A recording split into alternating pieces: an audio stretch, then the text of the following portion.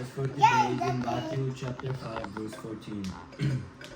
You are the light of the world. A town built on a hill cannot be hidden. What are some things you can do to show God's light to other people? What can you do to show God's light to other people? Share this word para sa akin. Lead them to God. Ha? Lead them to God. To show God's light to other people. Ikaw, Nicole. To show God's Light. What can you do to show God's light to other people? Share your experience. Isa rin yun. Especially para maniwala sila. Ikaw ano? Hal. Describe a time when someone did something kind for you. How did you respond? Something kind to you? Did you respond thank you? Ako, when someone did something good to me, I am very grateful. Tama naman. Nagsabi kayo ng thank you. Grateful. And then, I also thank the Lord, diba? Kasi may mga ganong tao. Diba? Yeah. Oh, I can read it.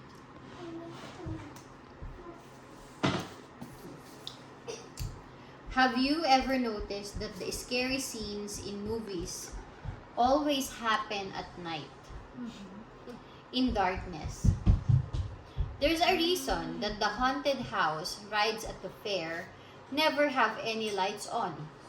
Darkness is scary. Have you ever waited in the dark for the power to come back on? Didn't it feel wonderful when those lights popped Turn on. back into action? There's a reason Jesus told us we are the light of the world. Light is safe and good. Life is? Light is safe and Life good. is safe. light. In the light, we Light can is see safe. what's going on. We know what is true and what isn't.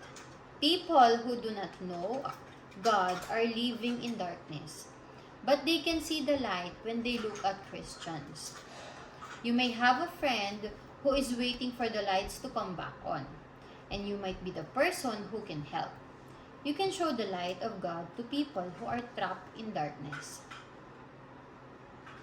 What did you guys get? Magtulungan daw po tayo. Magtulungan tayo kasi Because we are one.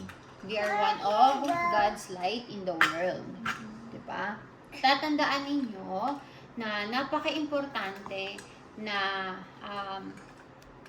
we are the light of the world. Diba? So, act as one. Kasi, ibig sabihin ng light, you are to bring hope, you are to bring happiness, you are to bring protection to people. Why, ano ba sinabi ko kanina? You are to bring light, To ano yun? people. To bring hope, diba? Because when there is a light, if you can see what is happening around you, then you have hope na, things will get better in the future. If there's a light in the world, there's a joy. Sabi nga diba dyan, kapag ka kunwari nagkaroon ng brown out o blackout, diba? Naalala ko dati sa Pilipinas, kada may brown out, tapos biglang nagkaroon na ng ilaw, bumalik na ilaw, sumisigaw yung mga tao. Sobrang saya ng mga tao. Kasi nagkaroon ng liwanag. Diba? And ganun din dapat tayo. Dapat nakikita ng tao yung light. Dapat nakakapagbigay tayo ng light sa ibang tao. And at the same time, we can also, with our light, we can also give joy. Naintindihan niyo? Pero tatandaan nyo, Arlene Charles, na we cannot give light to the world kung wala tayong light sa sarili natin. Tatandaan nyo, where would the light come from? From God. So it is very important, Arlene Charles, Nicole, na you are connected with the Lord. Tatandaan ninyo, ang sabi dito ay, ano yan? Sinabi dito people who do not know God are living in darkness. So, kung dumating kayo, or nasa punto kayo ng buhay nyo ngayon, Carlene, Charles, Nicole, na parang, hindi ko alam yung gagawin ko. Na parang, hindi ko alam kung tama pa ba ang ginagawa ko. Or, hindi ko alam kung may napapasaya akong tao. Hindi ko alam kung sa mga ginagawa ko ba is may nasasaktan ako o may natutulungan ako. Diba? Ako, last Sunday, yung tinitrain ko, nagkukwento lang naman ako ng mga testimony ko kay Lord sa Kanya. Tapos, kasi Christian din siya. Pero siya yung Christian na alam kong hindi Christian. Hindi ko sinasabi na totoo yun, na may mga Christian na Christian. We can be the same, Carlene Charles. Hindi tayo porkit nagdi-DBS tayo is Christian tayo. Naniniwala tayo kay Lord is nagagawa natin palagi ang tama. Siya yung Christian na light pa lang. Nag-gets nyo? Parang kayo, Carlene Charles, Nicole. Kayo yung mga Christian na light pa lang. Hindi pa kayo masyadong deep kay Lord. Naintindihan niyo? Siya yung pinentuhan ko siya ng mga testimony ko, tsaka yung mga nangyari sa akin kay Lord, kung paano naging mabuti si Lord sa buhay ko. And sabi niya sa akin, alam mo ate, sa lahat na nakausap ko, ikaw lang yung nakapag-touch sa akin. Sabi niya. Kasi, alam mo ba, gusto ko nang mawala sa mundo. Sabi niya. Gusto ko nang mamatay, parang ganun. Pero nung nakita ko yung kwento mo, nakita ko yung kasal ninyo ng asawa mo, sabi niya, ayoko pa palang mamatay. Marami pa pala akong pwedeng gawin. Sabi niya. So, when you share your faith to other people, your testimony to other people, hindi mo alam kung gaano yun nag-i-impact sa kanila.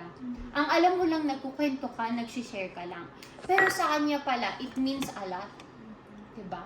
Paano kung hindi niya ako narinig? Paano kung hindi niya narinig yung kwento ko? He can be one of the kids right now na pwedeng suicidal, di ba?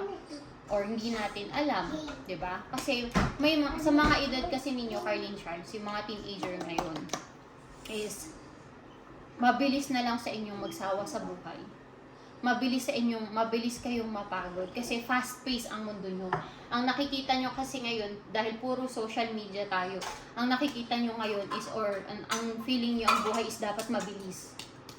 Kasi kada ganito nyo, iba ang napapanood nyo, kada ganito nyo, iba na naman. So akala nyo, dapat ganun ang buhay.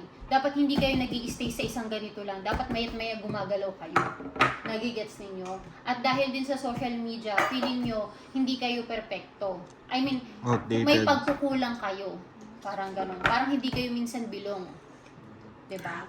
Kapag hindi kayo nakakuha ng likes, hindi kayo nakakuha ng share, hindi kayo nakapag-comment, wala nagko-comment sa inyo, feeling nyo, OP ako dito sa mundong to. 'Di ba? Or hindi ako tanggap ng tao, walang nagmamahal sa akin. Parang ganun. 'Di ba? And that person could be the same thing. Pwedeng ganun din siya mag-isip, kaya siguro nasasawa siya sa mundo. And yung mismong bahay din niya, sabi niya may problema rin siya sa magulang niya. 'Di ba? And I made her understand na may mga pagkukulang ang magulang. Kasi ang nangyari sa kanya nung bata siya is parang, mamaya ako na nagkukwento kasi masyado na mahaba yung DBS natin. Pero yun nga, we can be a light to the world. We can give hope, we can give joy, we can give guidance to a lot of people only if we are connected with the Lord, who is the source of our life. Naintindihan?